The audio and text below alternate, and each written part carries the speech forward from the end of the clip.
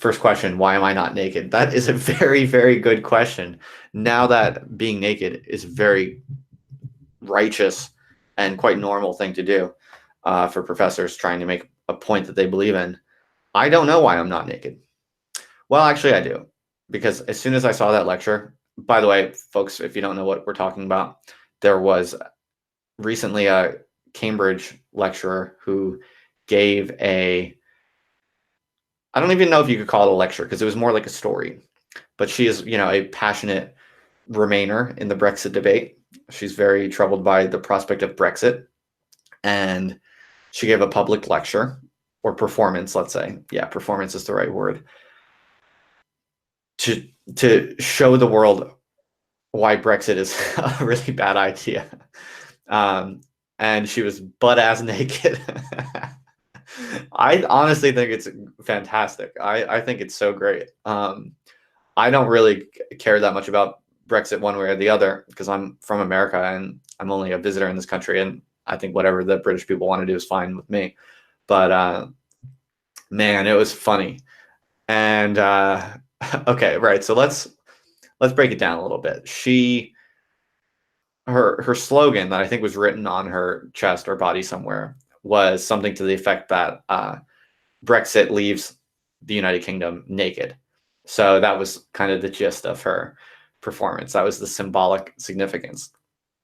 And, I think all the power to her. If that's how she feels, if she thinks that Brexit is a terrible catastrophe on the immediate horizon that's going to do great harm to her country, then good for her, I say.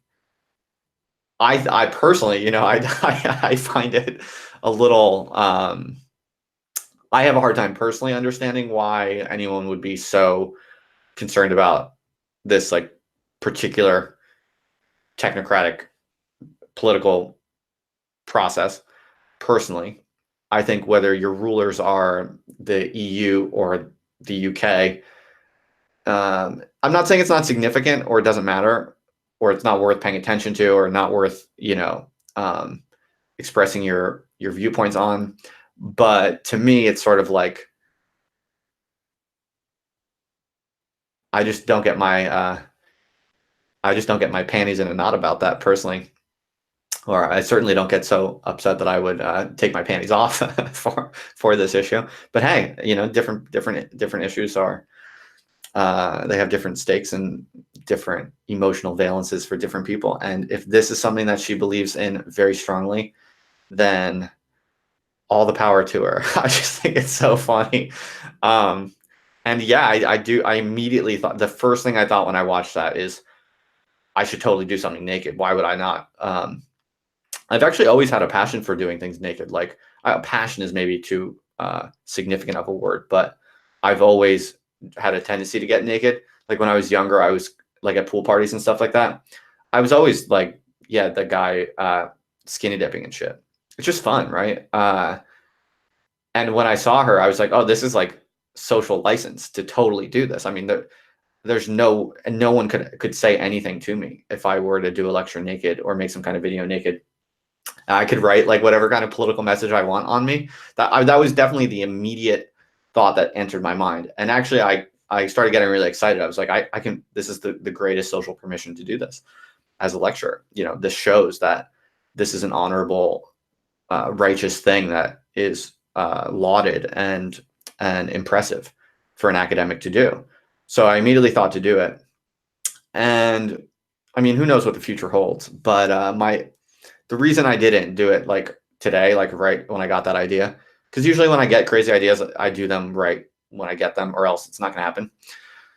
So the reason I didn't do it, but who knows what will happen? The reason I didn't do it is because here's the thing. Nobody wants to see a man naked. It's just not, I'm not that old yet and I'm in shape and I'm fit. So, I think I'm relatively good looking naked. However, I'm still a 32-year-old man and just nobody wants to see even a, fairly good looking and svelte 32-year-old man naked. Of course, there's a small number of people who maybe do, but on the whole, when you see a man naked on the internet, it's it's just horrifying. Whereas like a woman, even though she was older, and I'm not gonna comment at all on that dimension of things. But even though she was older, when you see a naked woman on a stage, it's just not that crazy. Actually, it's not even that shocking. I mean, you open up Instagram and you see it all over the place. I mean, if you look at Tumblr or Instagram, it's naked women all over the place. It's actually quite normal. I feel like the average person, even if you have no interest in porn or don't sign up for any type of sexual types of things, just randomly you will encounter a more or less naked woman or close to naked woman on some platform, like at least once a week. Is that fair to say? I mean, I don't. Maybe my feeds are different than yours for peculiar or perverse reasons. I don't know, but I think I don't like. I definitely look at such things, and my interest in such things is definitely way lower than average in our society. So if I'm getting those things like fairly often, I would think most people are actually quite desensitized to the appearance of quite nearly naked women. So yeah, like seeing this woman, like, yeah, she's a lecturer, and yeah, she's a little bit older, and she's on a well-lit stage. You don't really see that every day. So when I saw that, like, okay, yeah, I'm definitely like, oh, what's going on here? That's a little out of the ordinary. But I didn't have a deep kind of like visceral shock of like, oh my gosh, this is outrageous. Because I'm like quite used to seeing naked women appear on different feeds. What's interesting is that academia is now entering kind of like trash tier like media spectacle. I think that's hilarious and awesome, to be frank. Like, I wonder if fast forward in 10 years, Neo-China arrives in the future and the average academic is like young woman who gets like half of her academic salary from thirst trapping on Instagram or something like this. This is basically like the avant-garde that's heading towards that, I think. It all starts with a 50-year-old senior lecturer, or what is it, a senior fellow, a fellow at Cambridge. It all starts with a modest 60-year-old fellow at Cambridge getting naked on a stage. But you wait and see what how should I put this, what bulwark was just brought down. You wait and see what deluge of sexualized academic, especially academic women, is going to be coming out in the next couple of years. You mark my words. This will be one of my predictions. I don't make a lot of predictions because I think generally predicting the future is a fool's errand. But I definitely think that there is a long-term dynamic, and long-term nowadays, means like a couple of decades. But I definitely think there's a more or less long-term dynamic in which the prestige institutions and fields are basically due to just ineluctable, unavoidable market pressures from the surrounding social sectors or whatever. The prestige fields that once upon a time were kind of prided themselves on their anti-vulgarity are basically being torn asunder by just ineluctable competitive necessities to make themselves increasingly vulgar. It's just like cursing in the classroom. Like lecturers, I can remember when I first started teaching as a PhD student, it was like still pretty edgy. I was like the edgy young lecturer to like sometimes say a curse word. Nowadays, it's like so normal. Like academic lecturers just drop little curse words here and there all the time, because it's like everyone wants to be edgy, and that's normal now. And so I do think that there are these deep pressures or tendencies that are mostly just enforced by market realities of living in a contemporary hyper digital, hyper capitalist kind of society that is basically forcing prestige, anti-vulgar traditions to start trafficking in vulgarity more and more. So yeah, I mean, I think like if my other intuitions are right, that academia is kind of going to be increasingly chopped up into, well, what is basically the gig economy. I mean, a lot of the stuff I'm experimenting with is kind of more or less in that, that's one way to describe it, and not a terrible way to describe it. You get the idea when I say the word gig economy, just breaking things up into their component parts and selling them directly to people on kind of large open marketplaces, basically. If my intuition is right that academia is increasingly kind of chopped up into these different gig economy types of direct disintermediated exchanges, then it would follow that the kind of sexual marketing component that is always available in any kind of domain or market would also kind of find its own little specialization. And I mean, you could totally imagine, for instance, if there's an academic, like let's say my age, who is let's say every way comparable to me in my terms of my research output and my success in academia or whatever, my level in academia, whatever, but is a woman and is an attractive woman.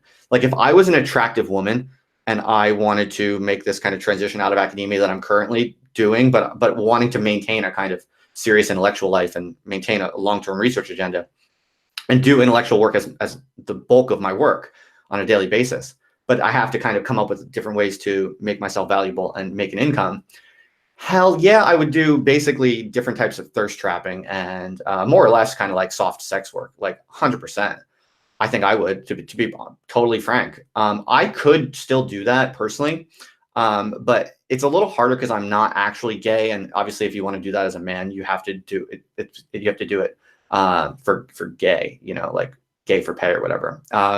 So yeah, that like since I'm not gay, I think that would take an extra kind of emotional toll on me that I'm not really there for. Also, just the stigma is greater. Like if I were to do that, then like that would really be like my family and friends, like my family, like my mom and dad and my mother-in-law and stuff like that, who watches these live streams, by the way. Hi, mom. Like if I were to do gay for pay to sustain my intellectual life, that would be seriously looked down upon. Even people who accept me and like me and love me, they would really feel like, ugh, that's like, damn, Justin is like really low, damn.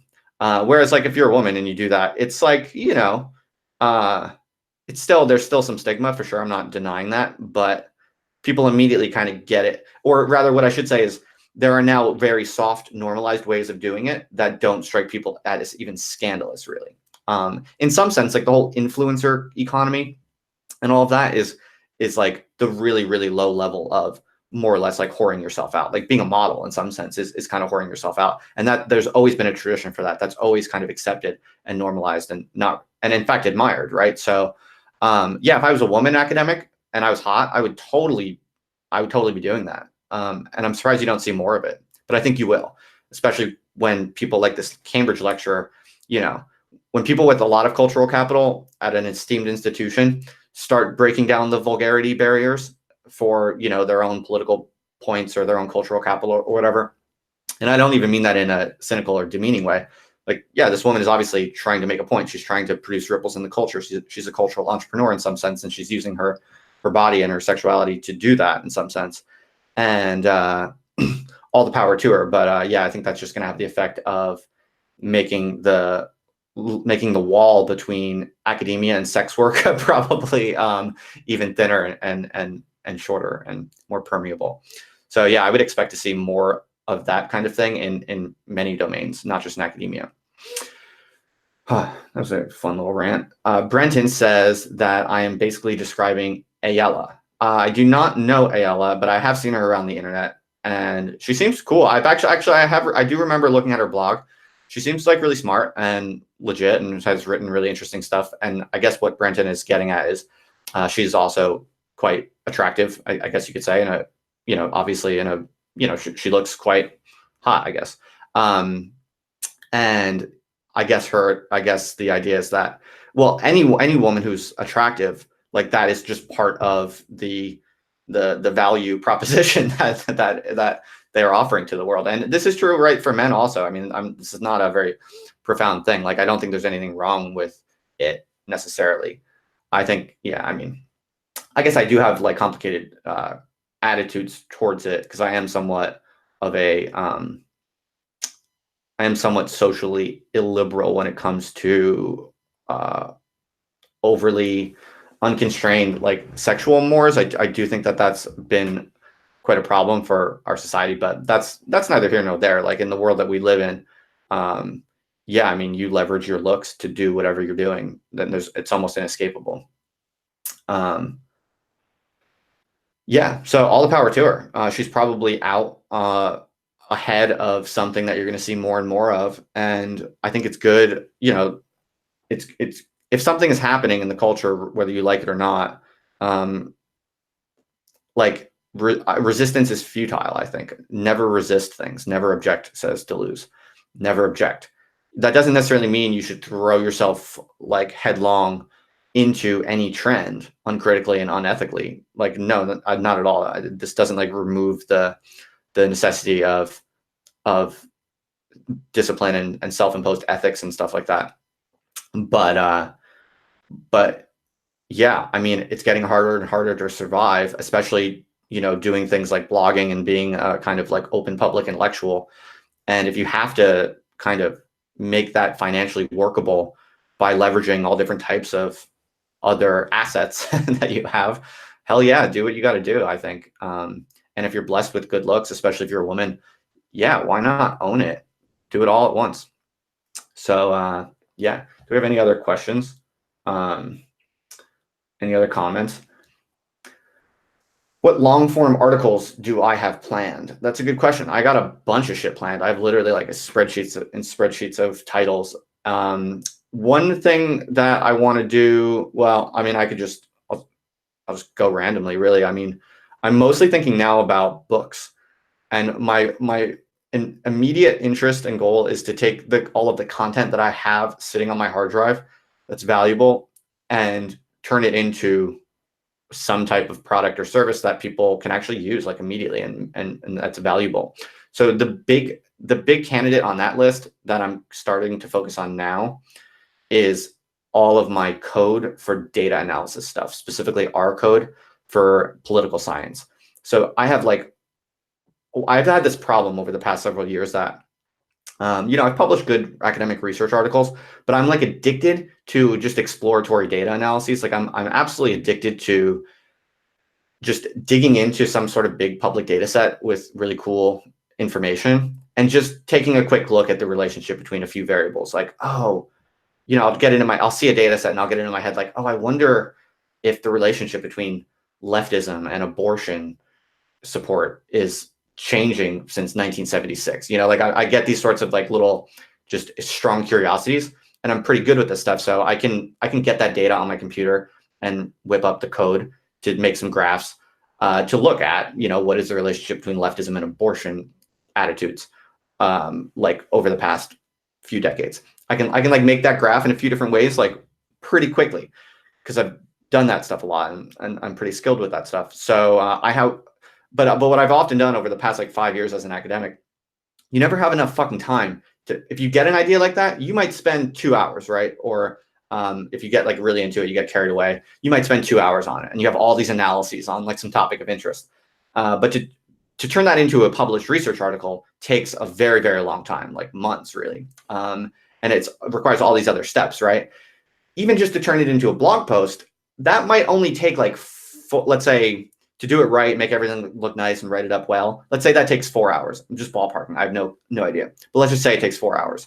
Well, that's a long fucking time that you can't really justify when you're doing like a serious career like academia, and you have to publish. You have to do. There's certain things you have to prioritize. You can't just do like long blog posts. You can get away with, you know, you can get away with stealing like 2 hours at the end of your day on a random, you know, one day of the week to do some exploratory analysis.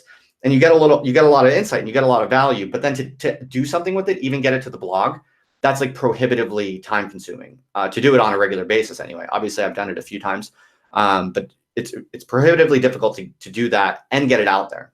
So over the past 5 years, I've done all of these exploratory analyses. I have all of this code and all these graphs and different types of, you know, half-baked looks at things. And it's just sitting there on my computer. And so that's probably, in terms of like financial monetary value of this stuff that actually people out there would want and could use for like directly useful and profitable things. All of the R code, the programming language R, it's a statistical data language, really. Um, that's probably most immediately valuable potentially to people. So, and it's also valuable to me because I'd like to write up the insights that I've found in these different exploratory analyses that I've done over the years. So that's one kind of long form project that I've decided I think I'm going to be kind of prioritizing over the next few months, because it's actually that stuff is actually really useful and profitable to people. I think that there are a lot of people out there, like writers and bloggers, who are just good enough with computer code and stuff like that, that they can use this code really easily. And it's all open source, all free stuff, both the software and the data that I almost always use. So like there are a lot of people who could use this code. And I mean, it's taken me hours and hours over years to write it all. But now that it's there, anyone can just fire it up on their computer. And, I could give you one script, and then you open it up on your computer, and it will download some random political science data set, let's say like the general social survey or something.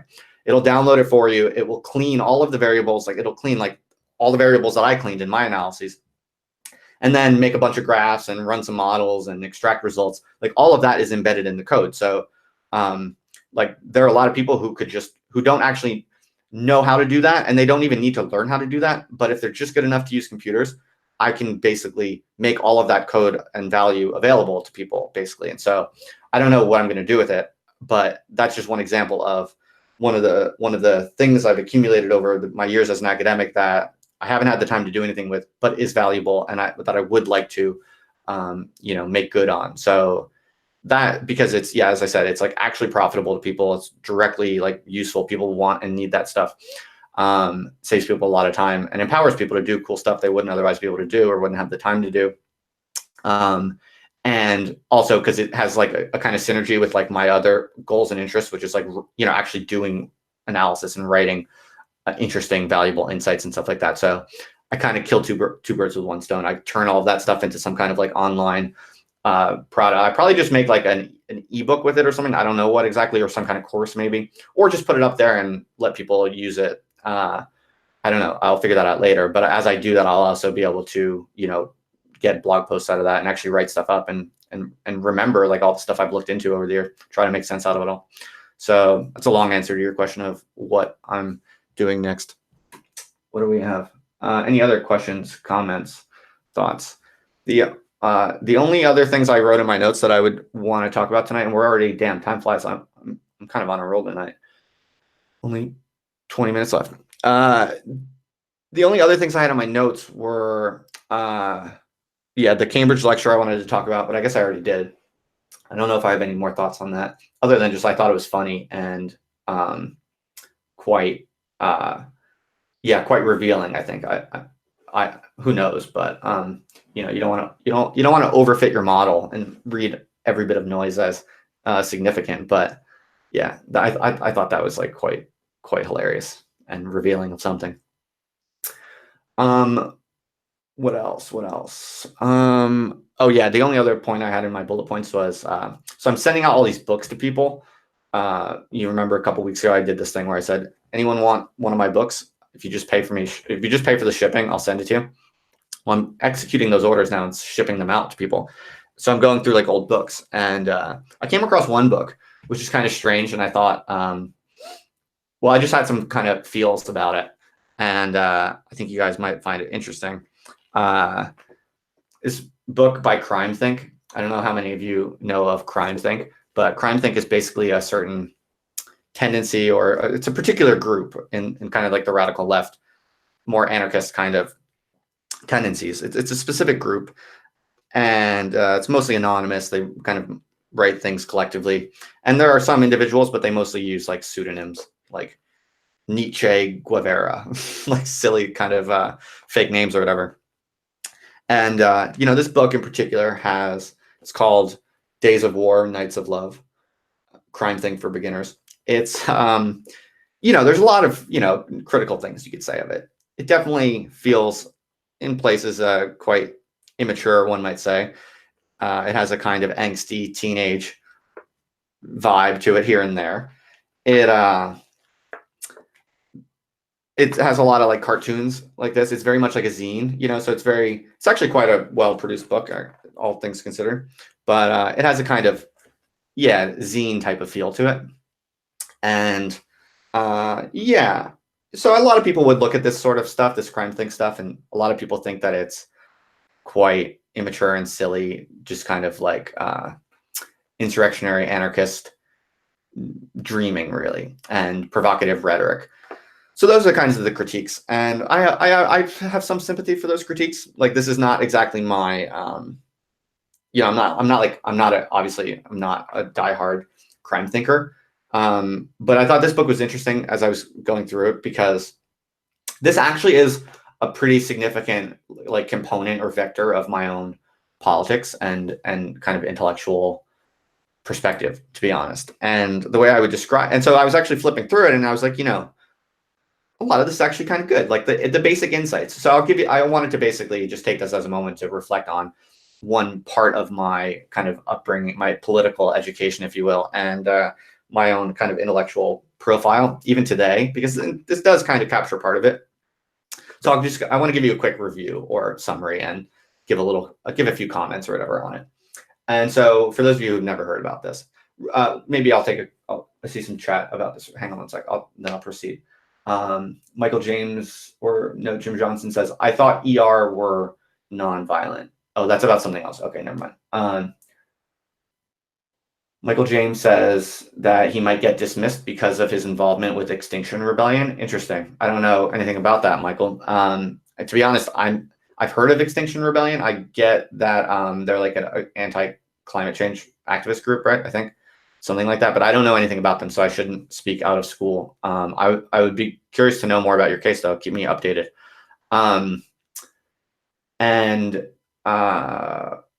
Right. So Michael's question is, can I sue the university for dismissal? I could, definitely. It's been suggested to me before by a few people that I should lawyer up and get ready to sue for dismissal. And I've thought a lot about that. And the thing is, just for me personally, it's just not my style. I mean, I could, and who knows, maybe if I want to, I could at some point. But the truth is, it's just not my style. Like, it would be awkward to sue for a job that I don't really want that much. Like, that would just be like, why go through a big fight and spend a lot of money to try to protest and keep a job that at this point, frankly, it's hard to have much respect for. That's not to say I don't have any respect for it. There are people doing good work, and I do respect lots of the work, both teaching and research, that some of it that is being done in academia, no doubt. So I don't have a complete, utter disrespect for everything going on there, not at all.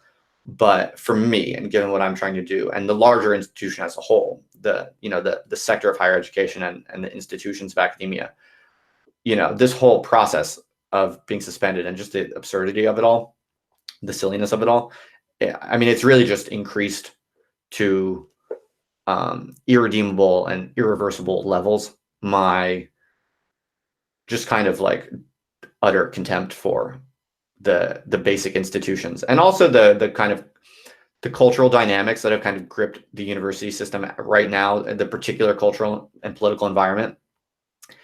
It's just so, I mean, I wouldn't wish it on my enemies. Like, it's to be honest, like, the more I think about it and the more I'm kind of like fully embarked on all these alternative projects, the more I'm like, this is the right decision. And I'm almost so confident now, like, things are really sorting themselves out so much that I'm like, the truth is, my honest emotion is I actually feel kind of pity for some people in academia.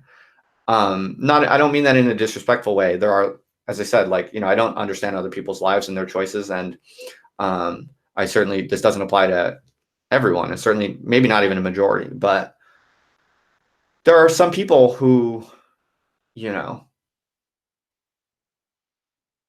how should I put this? Academia is just not the kind of job that you walk away from. And I think there are a lot of people who get into academia, they win the lottery, they work really hard, and they get that tenure track job, and then they get tenure. And then they find, basically just like me, that it's not what they thought it would be. They don't really like it. The culture is increasingly insane. The institutions are increasingly bureaucratic and dysfunctional and kind of Soviet level delusional. But no one walks away from a tenured academic gig. Just almost no one does it. It's so hard to walk away from. But they kind of want to, or they kind of wish they could. But it's just impossible to. And I'm the same. Like who knows if I ever would have walked away from this, even though now that I'm pushed out, and now I'm like, I could not imagine it being otherwise. Like it seems to me now like very, very much absolutely the best thing for me. Like I'm very happy to be out. I'm extremely happy to be out, basically. My quality of life and my sense of well-being and my energy, my ability to work, the hours I'm able to put in and also feel good when I'm done with it. Like basically every single marker of like a healthy, productive life has increased tremendously. And so I'm grateful that this happened, and I don't think I would go back if they invited me back. But like I would, if this didn't happen, who knows? I could very well have been an academic for the rest of my life, even though this is better for me now. Just because it's fucking hard to walk away from things especially when all of society tells you that it's really, really good and it's coveted, and so many other people are working really hard to get it. So many other people want what you have, and there's not that many positions available, and you're lucky enough to get one. Like, even if you're miserable, it's hard to walk away from that. And so, yeah, I forget why I started going down that route, but that's one of my impressions. And to be honest, it's just become more clear as I've gotten adjusted to this exit route. So yeah, what else?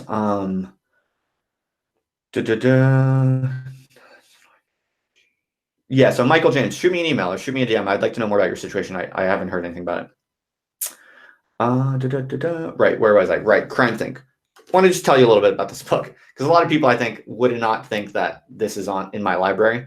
And I think a lot of people look down on this kind of tradition or lineage or tendency. And when I picked it up today, I was flipping through it. It's like, there's actually some good lines in here. And so I think it's actually somewhat underrated. I think the Crimethinc. So let me give you the quick summary. A lot of you probably have never heard of this. So this is basically Crimethinc is one particular kind of, I think they called themselves at one point a workers' collective. It's basically a kind of radical left, very anarchist. I think you'd kind of call it insurrectionary anarchist. That's what I would call it anyway. Definitely with like communist undertones, strong egalitarianism, of course. But really the defining characteristics of the insurrectionary anarchists, and specifically kind of Crimethinc variant of insurrectionary anarchism, is it's a very kind of romantic, how should I put this? It's very romantic, it's very vitalistic, it's very, the kind of like bourgeois ideology of like, I'll live in the moment. That idea, it's kind of like the militant anarchist version of that, or it's a militant anarchist version of that, among other things. It's kind of like, listen to your body. That the current organization of society, you just know it, you feel it. Everyone knows that it's the way society is organized today is fundamentally unjust, inhumane, terrible, and everyone hates their jobs, and everyone knows it. And there are all these lies that society's built on, and everyone knows it. So just fuck it, man. If you want to steal from a grocery store, you're not stealing from a grocery store. You're liberating those products from the grocery store. And you're also finding, the inner truth of your uncaged animal being. And this is true and good. And, morality is just a bourgeois sham that's been evolved to keep the masses down. And what else? You could flip through it and easily get a sense of it's very much a kind of DIY culture, a kind of zine culture, like fuck copyright, all information should be free, copy things as you please, repurpose things, remix things. It's a very kind of, you get a hint of Guy Debord and the Situationists. You get what else do you get a hint of? You get a lot about how contemporary institutions make you passive and compliant. And what else? People watch too much TV and they're on screens too much. Another kind of common talking point in today's culture. But Crimethinc was, to be fair, they were kind of saying this before it was cool, maybe is one way to put it. And yeah, so an ethic of anonymity, no one uses their real names. You get the idea. And yeah, very kind of like gender woke. Let's say gender is like a false construct that's imposed on people. And people should express themselves however they want against the imposed dominating structures. You get the idea. So that's a kind of just brief cartoonish rehearsal of some of the big themes. I'm just trying to convey the basic aesthetic or whatever. And yeah, you know what? Like, of all the things I just said, I don't agree with all of them. But the underwriting, or how should no, not underwriting, the overriding or undergirding, whichever you prefer, spirit of this kind of insurrectionary anarchist tradition, I like it a lot, and it's really important, and it is good and true. I think that part of it is good and true.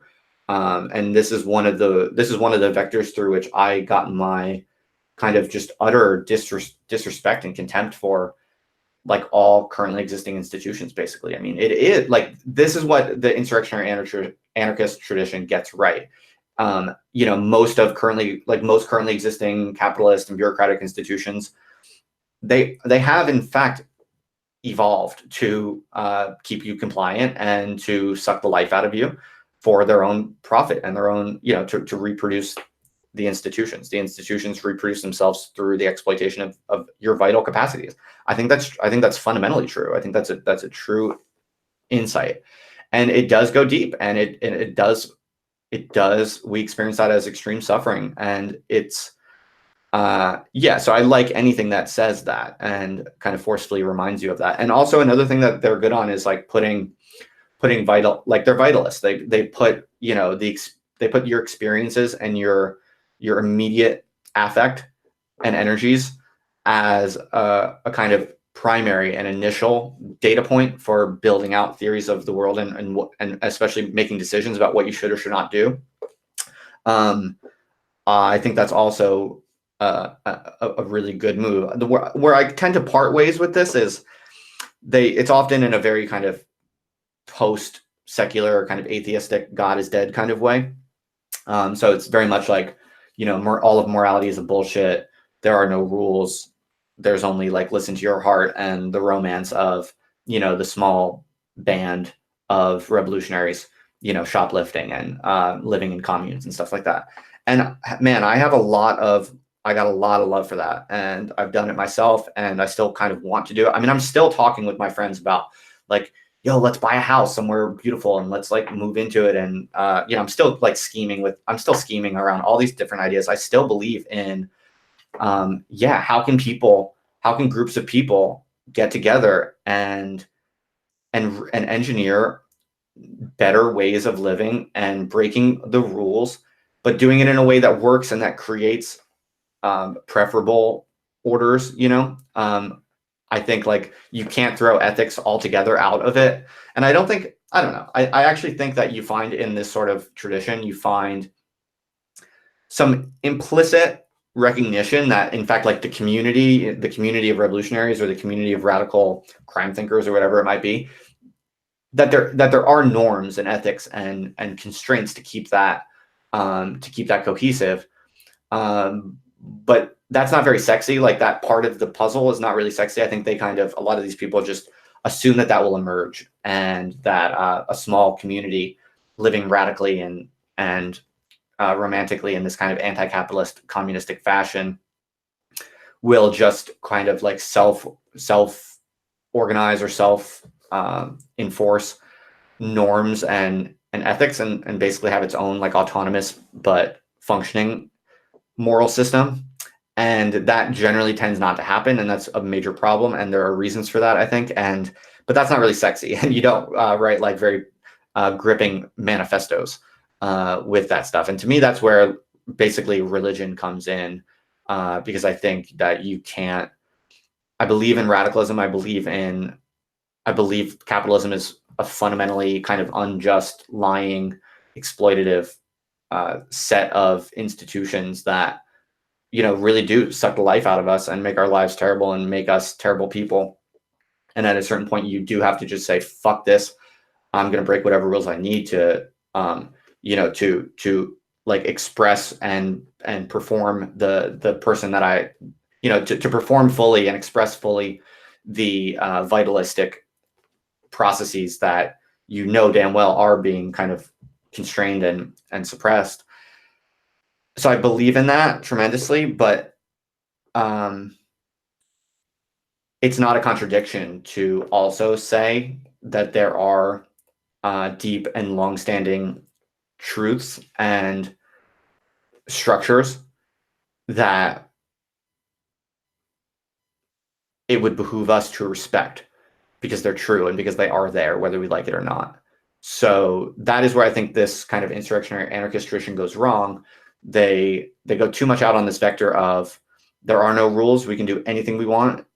That's not actually true. There is actually a structure to reality, I think. And but the thing is, it is a relatively minimal structure. There are only a few basic facts, I think, of the correct conduct of life, or ethics, in other words. And I think the world religions, in my own perspective, I see this through a Catholic lens, but that's in part, not to be relativist about it, but that is in part, admittedly, because of how I was brought up. And I do think that the different world religions, in their own ways, become world religions because they encode, in overlapping ways, they encode really simple, basic truths that are essentially the necessary structures for how to conduct oneself in a way that works well with yourself and with others. And so, yeah, I think like that's very not sexy for like a revolutionary manifesto of anarchists or whatever, but it is true. And I think there are ways still that have not been tried yet to have both. I think that you can have the kind of extremely exciting, inspirational aspect of revolutionary, insurrectionary, anarchist kind of Crimethinc style ideas and practices, and also at the very same time express and perform and protect the reality of hardcore and real kind of ethical constraints that do pre-exist us. And yeah, I think that that's basically what religion is. It's a kind of structure of authority that pre-exists us and in some sense made us. And I just don't think it's contradictory to say, yeah, most of this like human bullshit is lies and oppressive nonsense and structures that don't need to be there, that make themselves seem like they're, reality itself. That is true. That is true. But religion is something higher and larger and more long-standing than that. And I think you really fuck yourself over if you throw out the baby of religion with the bathwater of all the fake bullshit rules of, contingent human history. That's my take personally. Yeah, so I just thought it'd be funny to talk about this because when I was flipping through it, I was kind of like, huh, I see parts of myself in this, no doubt. So big shout out to the Crimethinc collective. I don't agree with it all, but I think you're underrated, and this sort of tradition and this line of thinking, is close to my heart, and I'm glad you exist. So, yeah. What else we got in the chat? Do you believe that on the third day Christ rose again in accordance with the scriptures? That is a really fucking good question, and I told you that I'm open to questions here, and I'm not going to dodge them. So this is one of the questions that I struggle with the most right now about just thinking through my politics and my kind of intellectual perspective on things.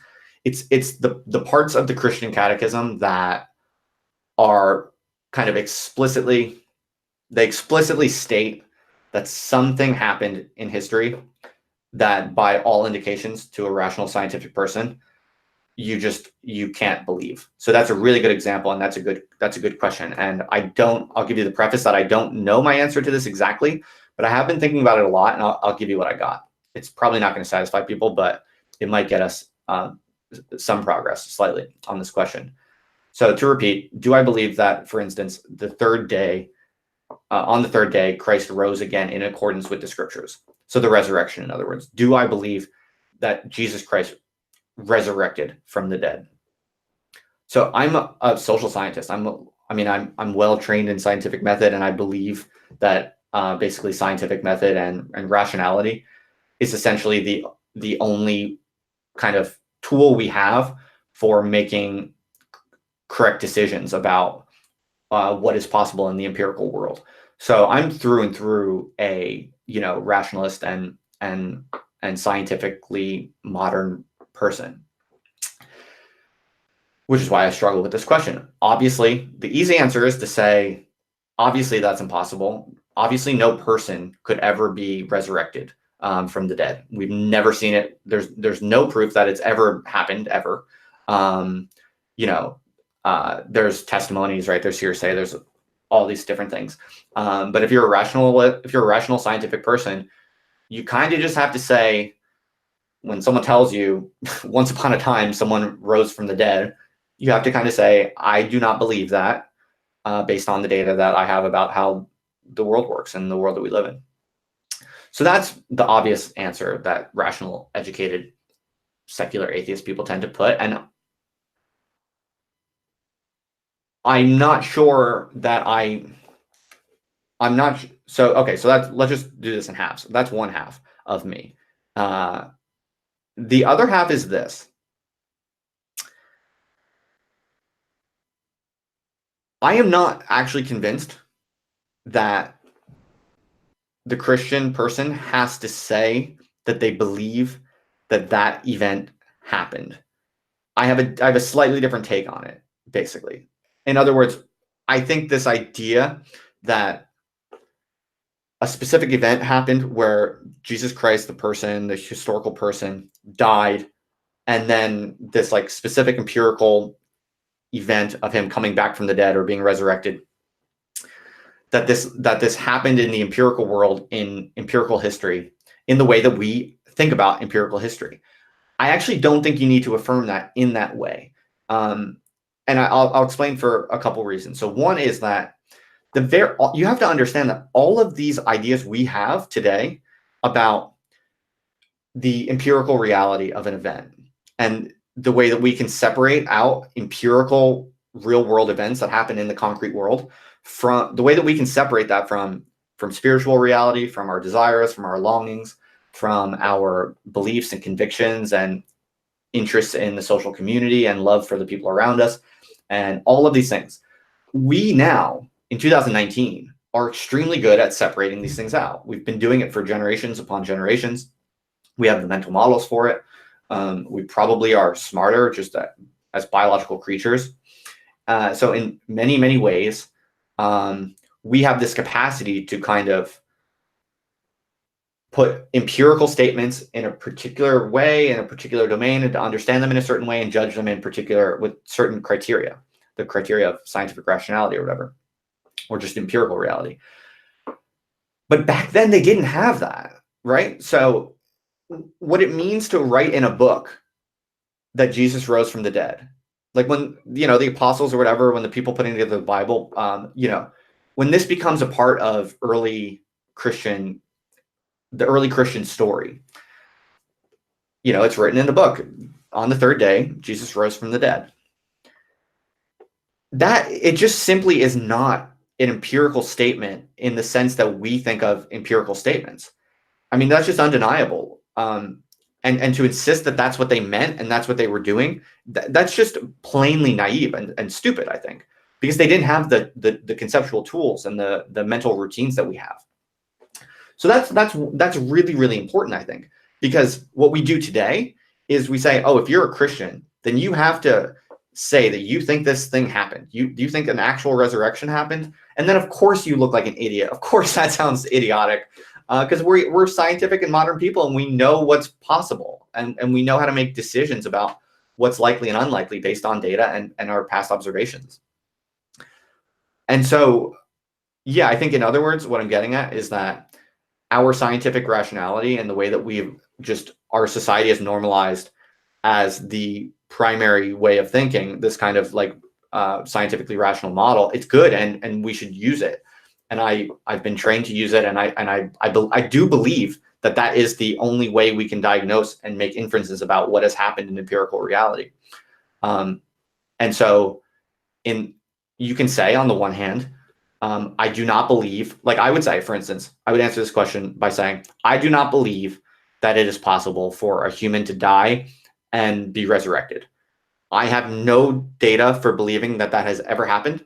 I have no reason to believe it could be possible now or anytime in the past. Therefore, I do.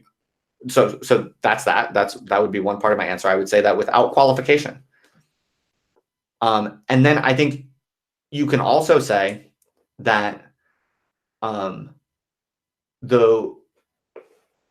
the meaning of that statement as it was written in the Bible, at the time it was written in the Bible, makes a lot of sense and is good. You can say that. And you can also say everything I said about my scientific diagnosis about the possibility of historical resurrections.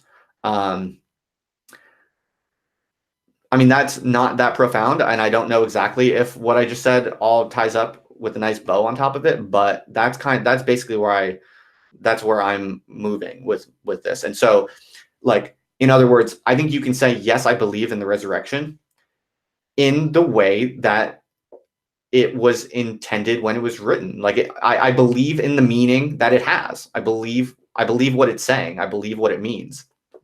I do believe in the resurrection. Just to believe in the resurrection, to believe in this kind of like anciently scripted testament, to believe in the truth of that is something very different, just categorically, absolutely different than saying, I believe some discrete, concrete phenomena occurred in empirical reality, because diagnosing and separating off and saying, like making a kind of inference about, like making an inference about a specific concrete event in empirical reality is something that we only learned how to do after they wrote that shit down. So I think it really does make sense, and it's not contradictory, and it's logical to say what I just said. So that's where I come down on it. So I would say I don't believe anyone can be resurrected from the dead empirically, as an empirical reality. I don't think that's possible. I don't think it's ever happened. And that I think as a Christian, I do believe in the gospel about the resurrection of Christ, because I understand what they meant by it, and I do believe in what they meant by it at the time that they wrote it. I believe that that's true. Something like that. All right, what else do we got? Oh, we're over time, actually. So the whole point of me setting a time limit was that I would forcibly not allow myself to talk longer than I can handle. So once I get rolling, like I'm kind of in it, I could easily take more questions now, and I could easily just talk for another hour. But I know myself, and I know that I'm going to get progressively kind of foggier over the course of a second hour. So I'm gonna try to hold this time limit strictly. Real quick, I can't resist. Michael James asks, so what did they mean by it? Presumably he's talking about the idea or the statement that on the third day Jesus was resurrected. I think personally, well, first of all, I would say all the scripture, it's really, really densely concentrated, right? So it's this like really, really efficient coding of multiple things. I think that's just I think we know that, or at least we have really good reason to believe that. Everything is so, it's basically, as many of you know, it's like the first hyperlinked document. If you look at the structure, and people have built this up, right? If you look at like Bible Hub, it's like it's this really, really dense web of references back and forth in this kind of hyperlinked way.